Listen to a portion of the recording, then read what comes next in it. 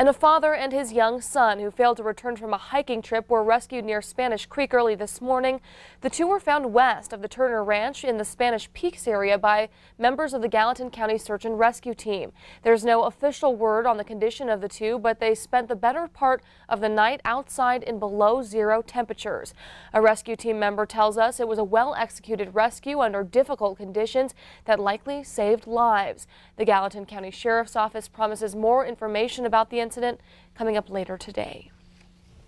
And now we'll turn things over to Ed in the Weather Center.